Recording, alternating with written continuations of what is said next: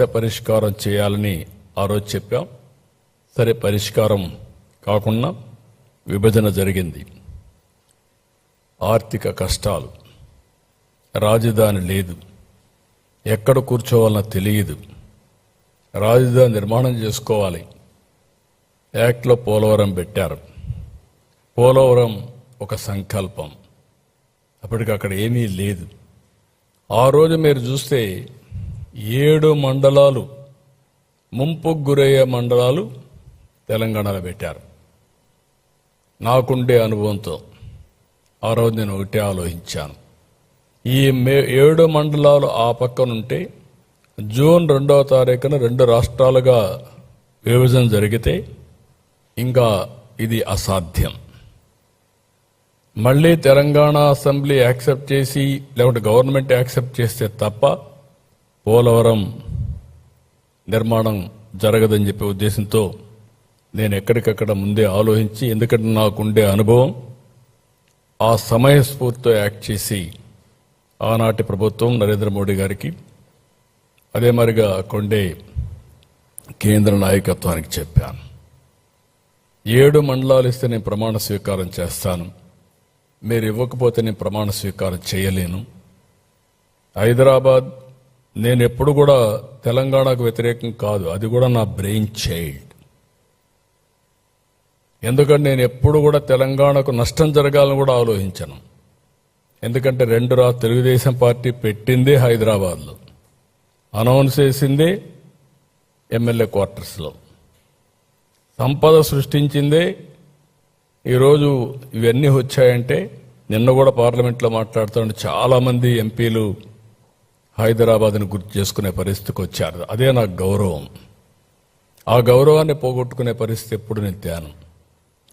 అలాంటి సమయంలో ఆ 7 మండలాలు కూడా లిటిగేషన్ పెట్టే పరిస్థితి ఉంటే, 7 మండలాలు మొట్టమొదటిసారిగా చరిత్రలో మీరు గుర్తుపెట్టుకోవాలి, పార్లమెంటు సమావేశాల కంటే ముందు కొత్త గవర్నమెంట్ ఒక బిల్లు పెట్టి ఆర్డినెన్స్ ఇష్యూ చేసి ప్రెసిడెంట్ కన్సెంట్ ఇప్పించి తర్వాతనే పార్లమెంటు సమావేశాలు పెట్టారు, రెగ్యులర్ బిజినెస్ స్టార్ట్ చేశారు.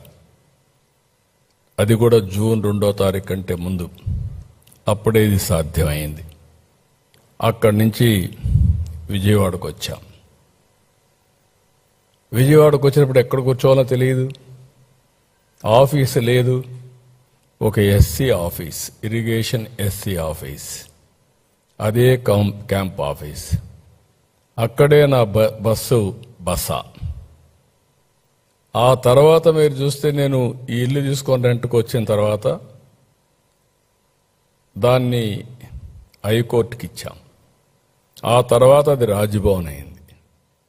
అంటే సీఎం సెక్రటరియేట్ అదే, ఆ తర్వాత హైకోర్టు అదే, తర్వాత రాజ్భవన్ అదే. అంటే అన్ని పర్పస్లు ఒక మనకి ఏమీ లేదు అనడానికి ఇక్కడ ఒక ఉదాహరణ మాత్రం. అయితే ఆ రోజు శివరామకృష్ణయ్య గారు ఒక కమిటీ వేశారు.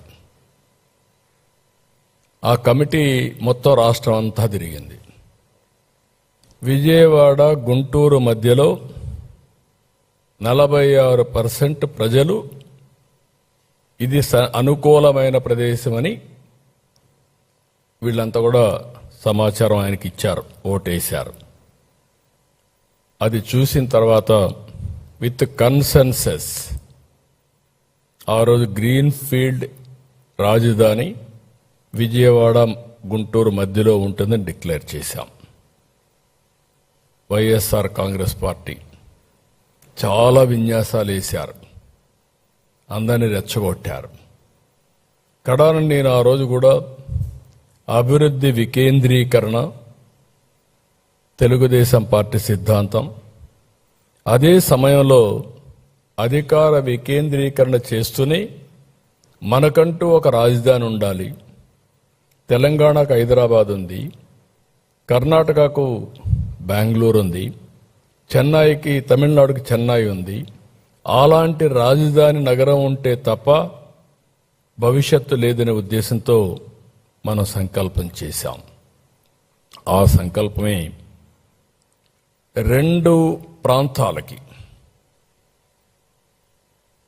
నార్త్ అండ్ సౌత్, సమాన దూరం 12 పార్లమెంట్లు ఒక పక్క 12 పార్లమెంట్లు ఇంకొక పక్క డిస్టెన్స్ కూడా మోరార్లెస్ సేమ్ 13వ పార్లమెంట్ గుంటూరు అలాంటి ప్లేస్ని ఎంపిక చేశాం.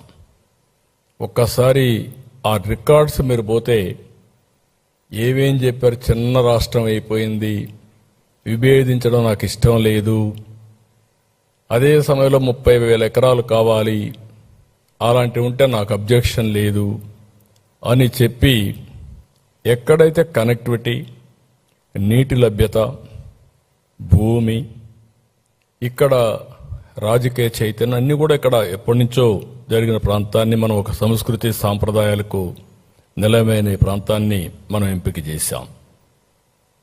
మీరు ఏ యాంగిల్లో చూసినా భౌగోళికంగా, ఒక హిస్టారికల్గా, వనరుల పరంగా హైదరాబాద్కు నీళ్లు లేకపోతే ఎన్నో సంవత్సరాలుగా వారానికి ఒక్కసారి నీళ్లు ఇచ్చేవాళ్ళం. ఏవి 9 మున్సిపాలిటీలకి. సిటీలో కూడా ఆ ప్రాబ్లం ఉండేది. ఏం చేయాలన్నా పరిష్కారం చేయలేక చాలామంది ఇది చేస్తే